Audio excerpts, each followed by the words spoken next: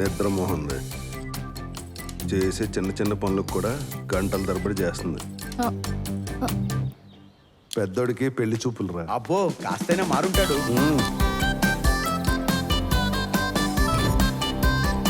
మరి రెండో వాడి పరిస్థితి ఏంటి?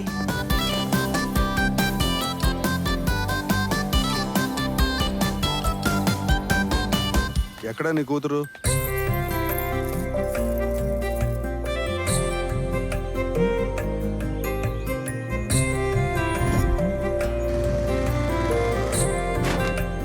ఈ మర్డర్లో మీ కూతురు కూడా ఇన్వాల్వ్ అయిందంట కదా.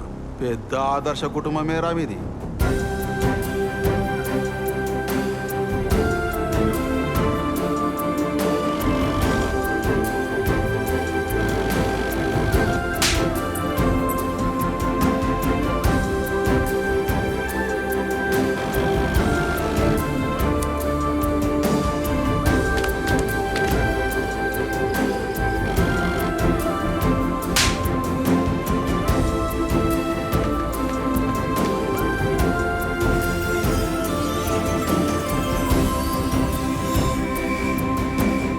ఇంకోసారి నా కూతురు గురించి మాట్లాడారంటే ఇక్కడే పాతరేస్తాను.